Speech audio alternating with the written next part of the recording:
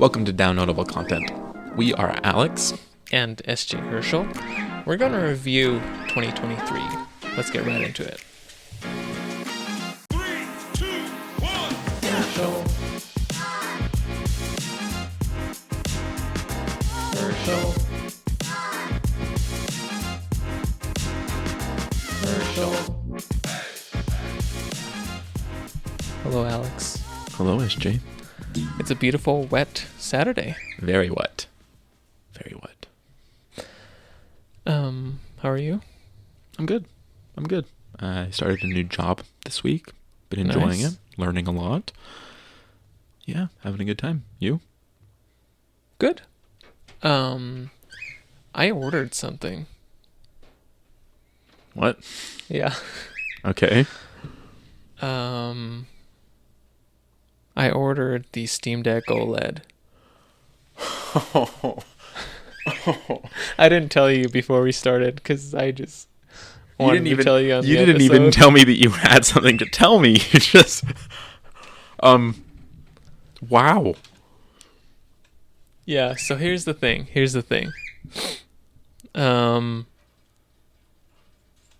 There's like games on my Steam library that I would love to play portable. And some of those are like Cyberpunk, Nier Automata, obviously, and there's a game called Skatebird that's really adorable.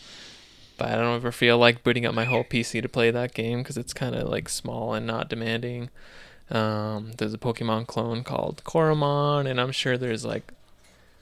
The idea is like, it's like whenever I go on vacation or I'm out of town or I'm just lazy in bed, it's just like such a cool concept to me that I can play almost the entirety of my Steam library handheld. And last Sunday, so my brother-in-law has a Steam Deck.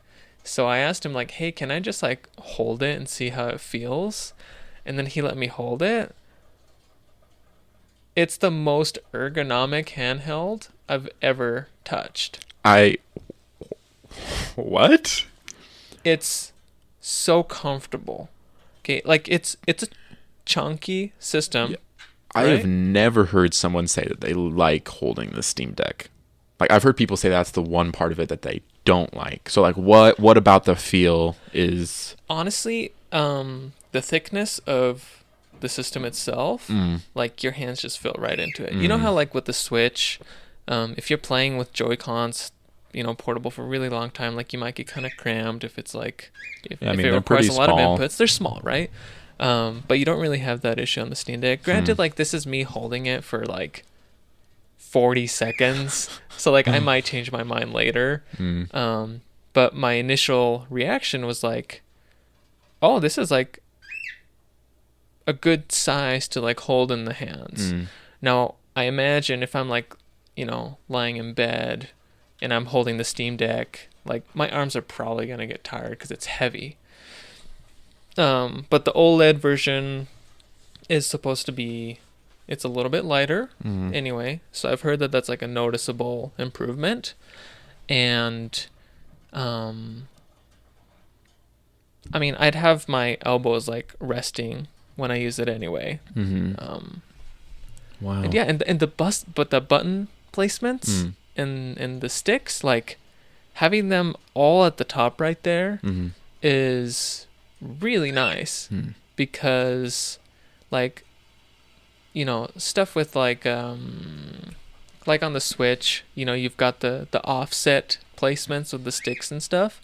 You have to like awkwardly put your thumb down to like use that stick. It's not like the worst thing in the world, but if it's a game that requires like active use of both sticks, like any shooters for example, it's not very comfortable.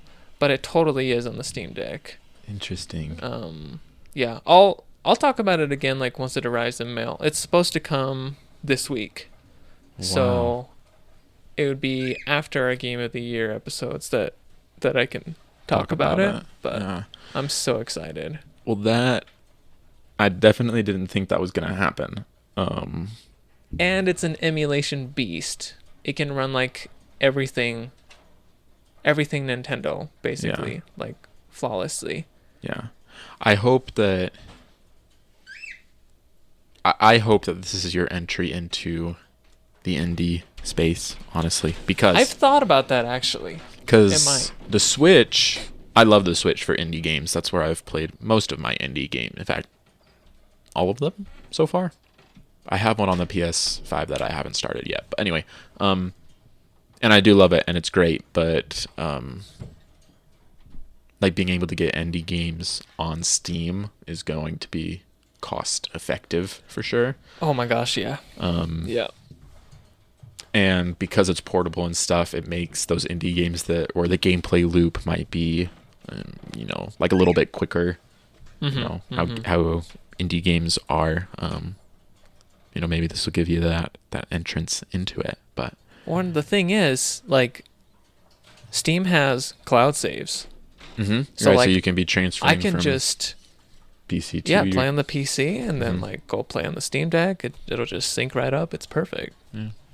So. Well, yeah, I'm excited to hear more on your thoughts on it. I'll keep you posted. Yeah. Actually, I do have a question. Did you look into battery life at all? Because I know that's been like the main weakness for people with the Steam Deck, and I know that the new model doesn't have it updated, but also the battery's like 3 to 4 hours running those pretty high-powered games. So I'm like, for me, like a mobile session, a handheld session, like that's plenty of time. Yeah. So is that a concern or not really? So like Steam Deck has a couple of competitors. One of them is the ROG Ally from Asus, which is more powerful. It can run more demanding games. And then there's like the Lenovo Legion, I think it came out recently.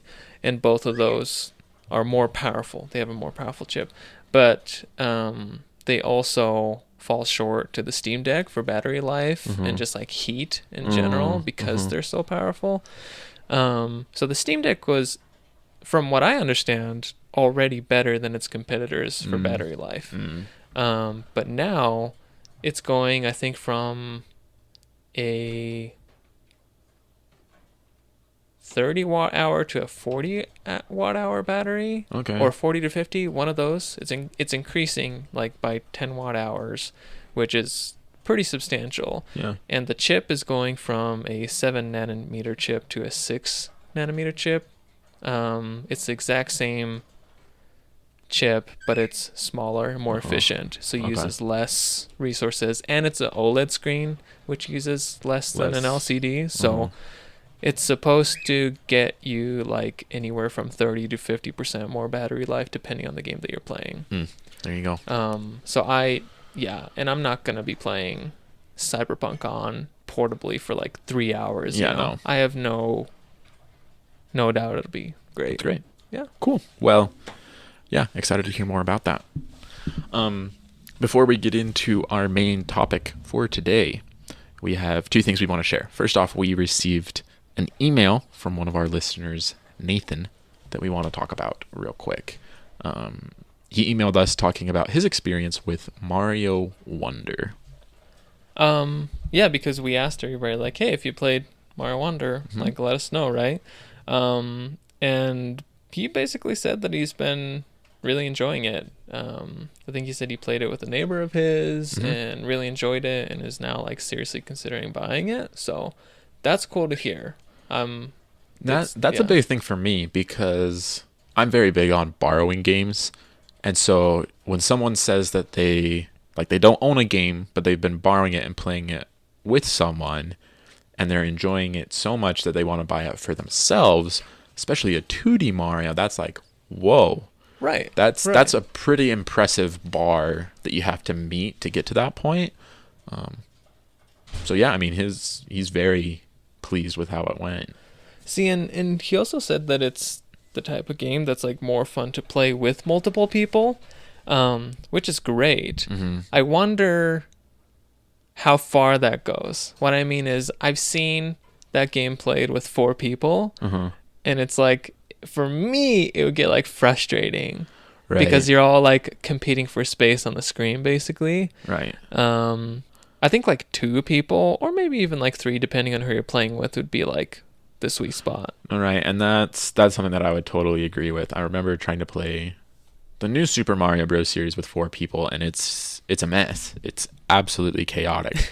But as I've been playing through 3D World with Liv, just 2 people, like, it doesn't feel like the screen's being stretched too thin. And even though there is some friendly competition on picking people up and throwing them still, you know, you can't do that in Mario Wonder anymore. No, you can't. Exactly. Yeah. And so it does seem like they've really found a way to make that multiplayer feature of these games like reach the peak of what it could be. I do think it's better than it's ever been for sure in that game. So I'll be curious to hear, Nathan, how you like playing it with multiplayer, if there were any frustrations.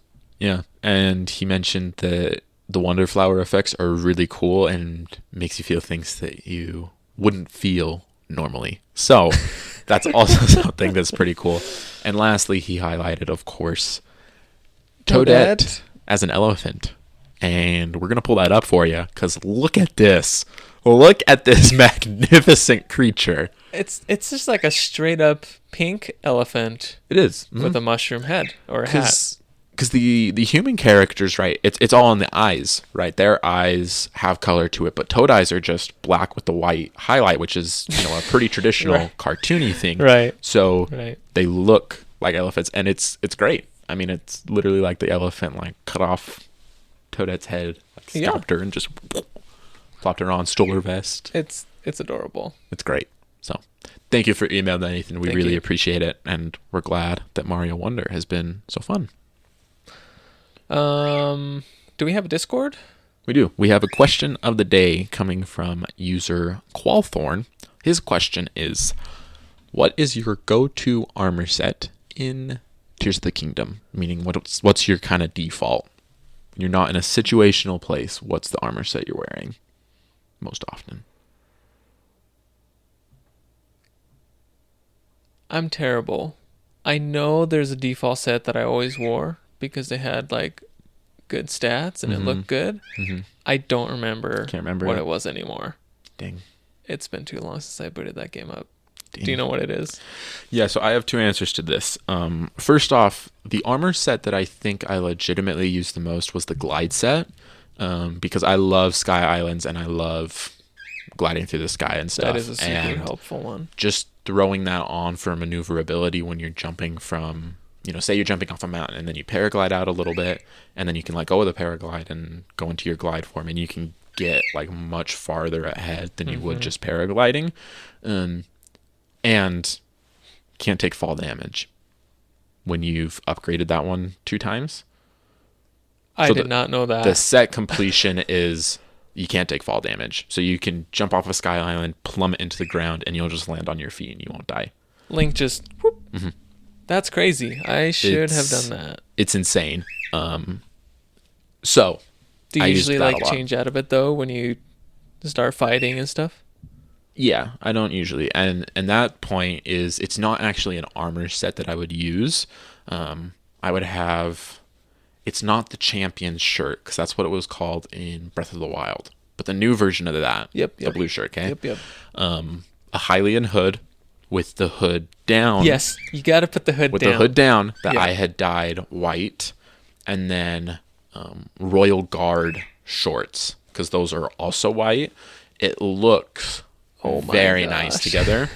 And after I had upgraded it, you know, I upgraded each of those pieces individually because the Hylian hood's one of the best head armors that you can get. The Royal pants are one of the best bottoms that you can get. And then, of course, your blue shirt is the highest defense that you can get in a game. And so my defense was like insane when I was wearing those, and it looked beautiful. Did you get them like maxed out? Like 4 stars? Those pieces I maxed out. I didn't max out every armor piece, but I did max those 4 pieces out. Amazing. It was quite a challenge. Some of those pieces to find, not as hard as they were in Breath of the Wild, but still took quite a bit of time collecting it all and stuff. So, okay. Well, for our main discussion, we are reviewing 2023 So this is not necessarily gaming because we've already really told you everything gaming throughout the entire year. So just whatever other stuff that happened in our lives that we want to talk about and highlight. Yeah. So I'll start. And it's going to be kind of boring, maybe for some of you. But a big thing that happened in my life that I haven't talked about is I decided what I'm going to major in college. I went into college with a very specific plan. I wanted to get my bachelor's in business administration, but I also wanted to get a master's in business administration. And as I told my professors and people my plan, they're like, we actually recommend that you don't do that. A bachelor's in business administration is great, but if you're already planning to go to grad school for BA, it's going to be more worth your time to get an undergrad degree that's a bit more specialized and not quite as generalized as a business administration degree is. And at first I was like, this has been my plan for years. And I was just told on my first day that it's a bad idea. But quickly discovered the world of business economics. So like pricing strategy, entry and exit points, how you value a business overall, what number you would put on a business. And it was so cool. It was so cool. I was so taken by it. And after taking a few like lower level courses into that to really test out if this is what I want to do, that actually sounds really interesting. Yeah, I would love to attend some of those. Yeah. And luckily, the university that I'm attending with that degree, the major is pretty condensed and short, which means that I'm also able to double major in political science, which I'm excited about, learning a lot about laws and just the political spectrum and how to utilize that aspect of the world to your advantage. And like how to donate more money to gain influence. Yes, and also, I was going to come up with something. My mind went blank. I was going to try to tie that to Patreon. Patreon plug, support us on Patreon, but you can donate money to us and you'll make the world a better place because we'll continue to make fantastic content for all of you. No, but yeah, I mean, that happened this year and it's been great. Like this semester, I haven't been able to take tons of courses in that because I'm still finishing up some general stuff. And that's been really hard, but moving forward, it's just going to be pretty much classes just on those. And I could not be more excited. I'm pretty thrilled with how things are coming together on that end. That's awesome, man. I'm happy for you. Thanks. Well, I'll start with my photography journey. I started it just about a year ago, actually, I think. I bought a Canon DSLR over the course of several months, got some different types of lenses, and I've really enjoyed wildlife photography, birds more than anything else. And I used it a lot on my trip to Japan. I used it a lot in my backyard. Sometimes I would just go drive out to a park and just walk around and try to get pictures of birds. And it's been really, really fun. And it kind of and there's something that I want to try doing because lately I unfortunately haven't had enough time to dedicate to taking pictures ever since I got back from Japan. But I want to continue to take more pictures and improve my photography and editing because half of a picture is half of it's taking the photo, half of it is editing it really. So I want to be able to take photos that are interesting from just everyday things, whether it's taking it from an interesting angle or whether it's the composition or whatever. So I want to, that's something that I'm going to try to do in the coming weeks. And if you follow my Instagram, you might see some of those. But can I ask for a favor on that? Yeah. Can we go ahead and throw up a picture right here of your favorite picture that you've taken this year? Yes. Give the audience something to to look at. Sorry, audio listeners, if you want to check it out on YouTube or on Spotify, the video version will be up, but give you a little extra look into it. It's also a rabbit hole, photography is. Anybody that's gotten into photography will know.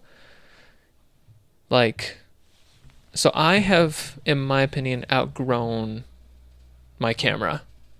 Oh, dang. I can do everything that I can do with it.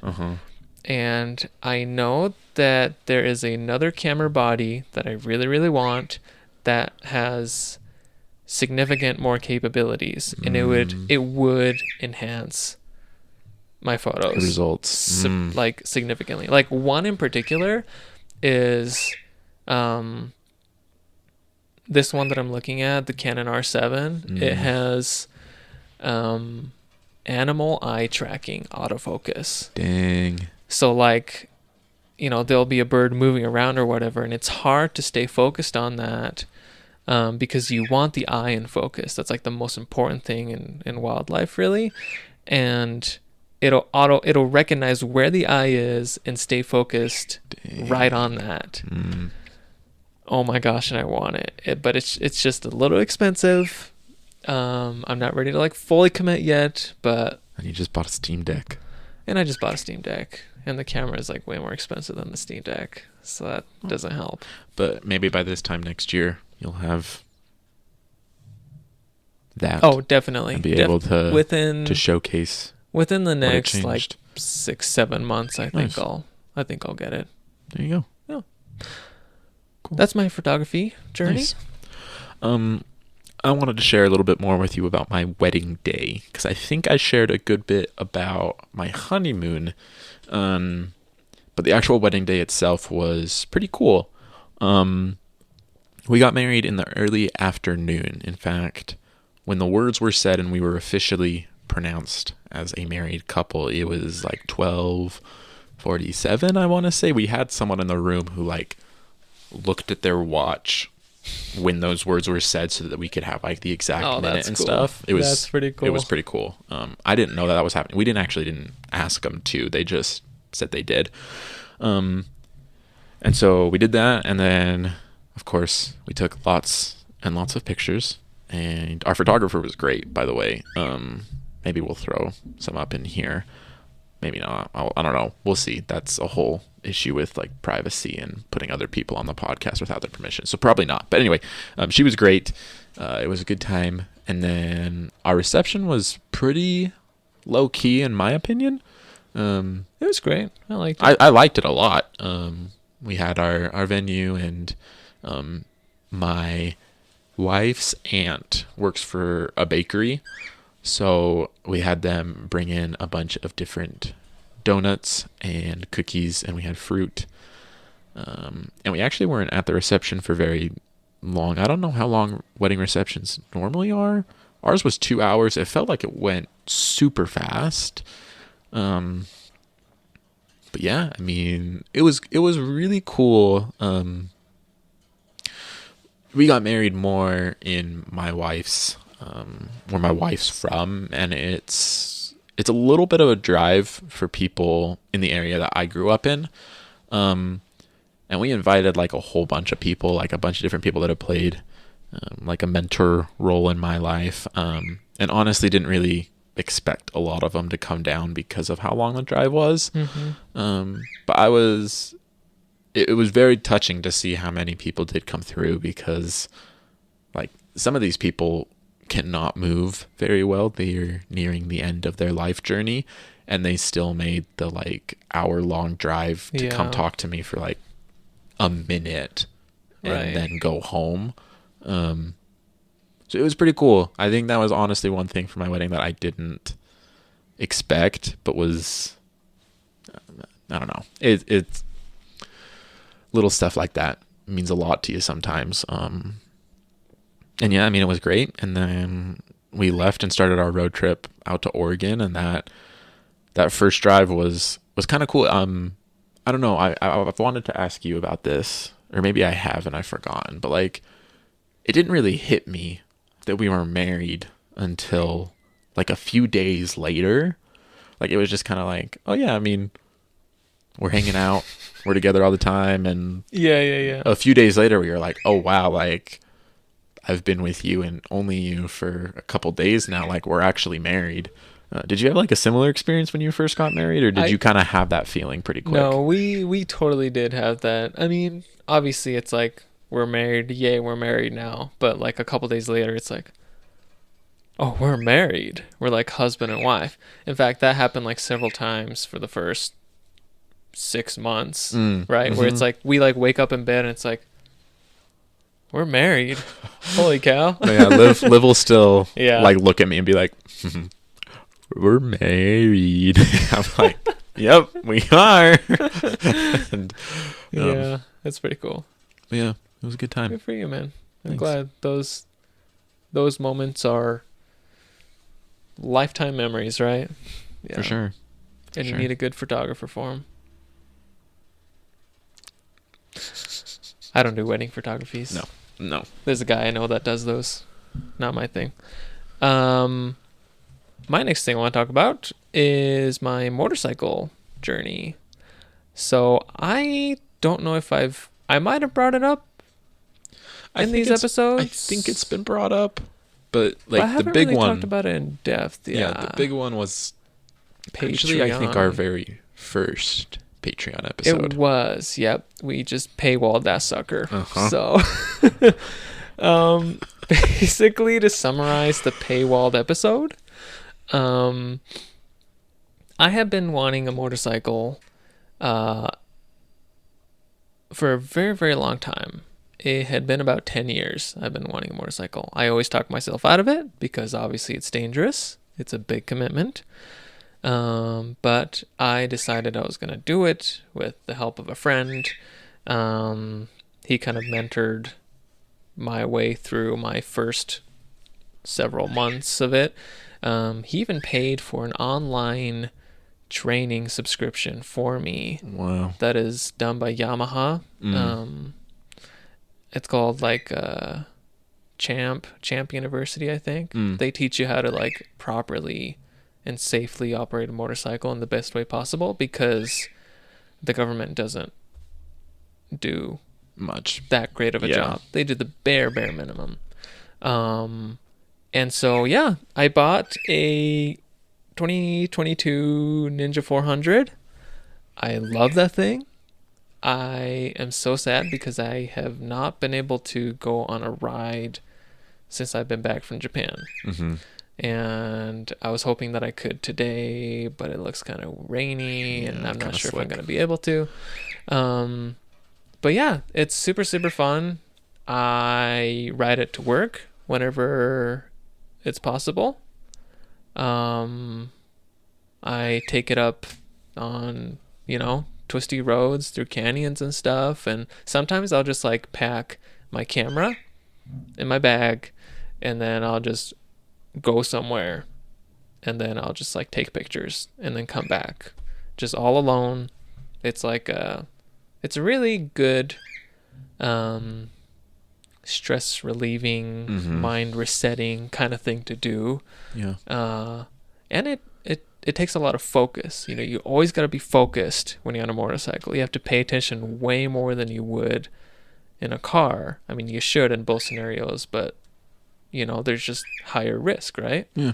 But it's cool because you get to the point where you can almost anticipate what people are going to do on the road. So you are proactive in your reactions and not reactive. And yeah, it's been a really good experience for me. Nice.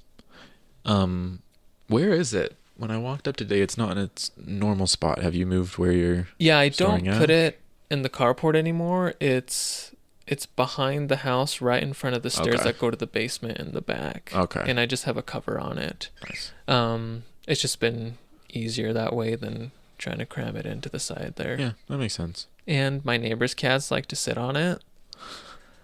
And so I wanted to put a covering on it anyway. Yeah. So, yeah. There you go. Well, cool. You wanted to tell us about ants. Yeah. So we've had like ant invasions in the house Okay. a couple times. Have I told you about these? No. There's like this one particular spot where they love to come in. It's like from the back of like the kitchen cupboard, and then they'll just like get whatever tiny little cereal crumbs or scraps that are like in the corners and whatnot. And it's just annoying. So I want to talk about it, and it's happened a couple different times. And For a sec, I thought you were going to talk about like the Ants movie. With, like, really no, like literal ants invading my house. Dang. And this area in general gets a lot of ants. I don't know why. Maybe it's because we're like somewhat close to the river. Maybe. And we're lower in the valley. There's maybe more resources for them. I don't know. But anyway, I found this poison on Amazon, and it's like this liquid poison thing. You open it up and you leave it where you see the ants, and they go crazy for it. They eat it up. They absolutely love it. Like the first time I put it there, I was like amazed. The next morning I went and looked at them, and just all the ants are just swarming it. They're going in and eating it, and you can see them like taking it back to their nest and everything, right? And the thing that it does is like it slowly kills them. So it gives them enough time to take the poison and Where feed all the it other ants to are. all the other ants, and then until they all die. Interesting. So it's really cruel when you think about it, but it's kinda incredibly sad, effective, and it's satisfying. Because it's like after a couple days of leaving that out, they're just gone.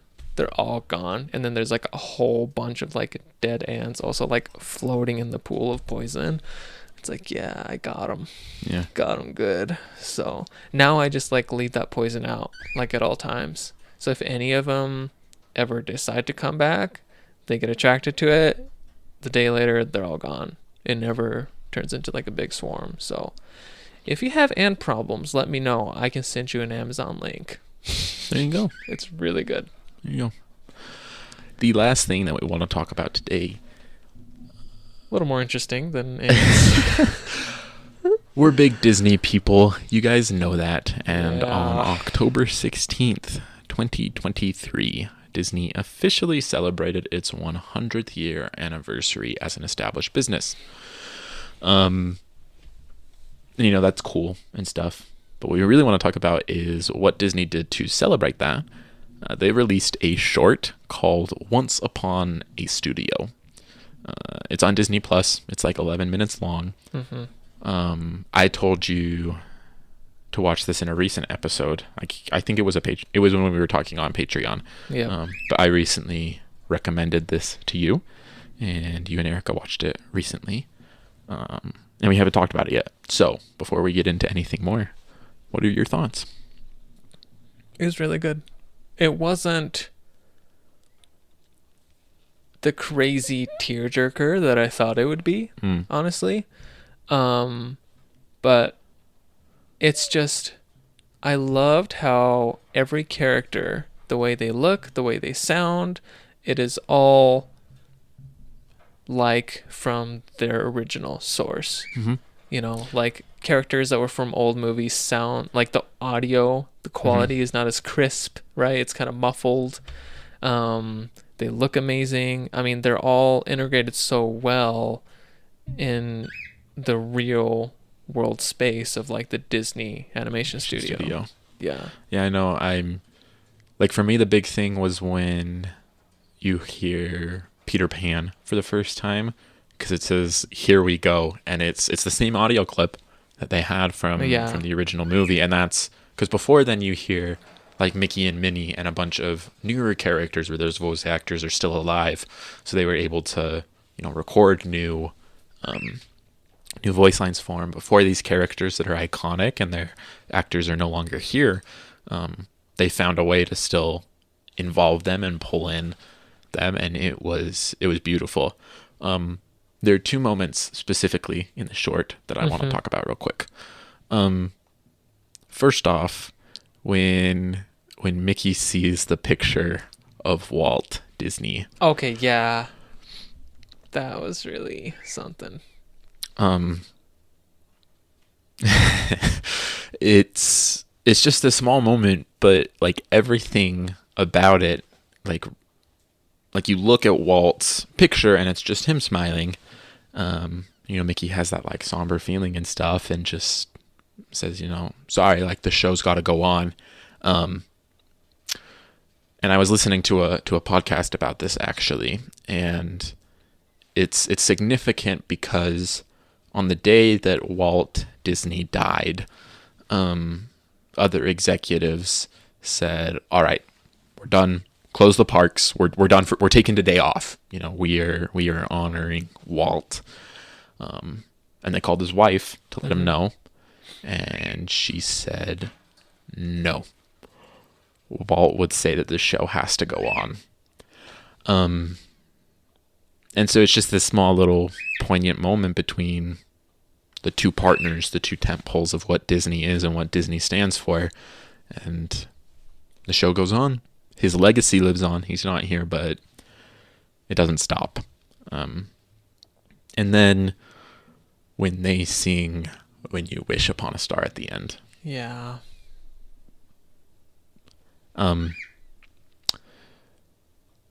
Like the rooster from Robin Hood is playing on his guitar, and everyone sings. And at this point I was in tears. I started crying when Mickey talked to Walt, and through the rest of it was alternating between crying and like, have you ever had those moments where you're like just filled with like happiness and nostalgia and you're crying, but it comes out as like a laugh? Yeah.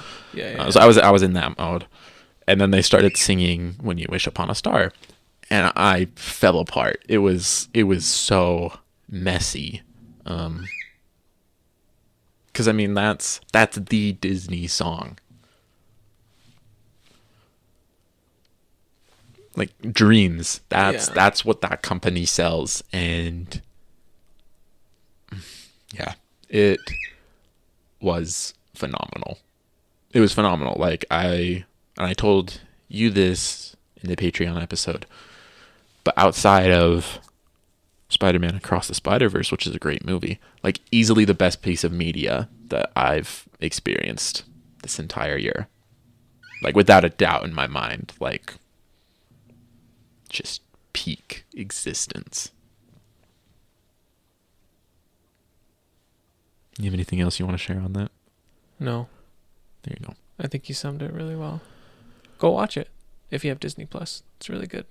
Yeah. If you're not a Disney fan, you'll probably just think it's a cool short. Yeah, I think you can appreciate it. The more it'll have like a emotional impact. Like I think you can appreciate, what they did, what they accomplished, and how they've animated it and everything. But no, yeah, I mean, it's definitely going to be more of an emotional thing for people who grew up on it, like I did. Yeah. Anything else? No, that was our 2023. We would love to hear about yours, either through email or by going into our Discord and mentioning some highlights from the year. All that info will be in the episode description. Thank you to our Patreon subscribers, our down-to-earth cockatiels. We have Grandpappy, Tyler, and Joshua. Thank you as always. You guys are awesome. We'll see you very soon with our Game of the Year episode. As you're listening to this, I'm probably editing it right now. See you soon.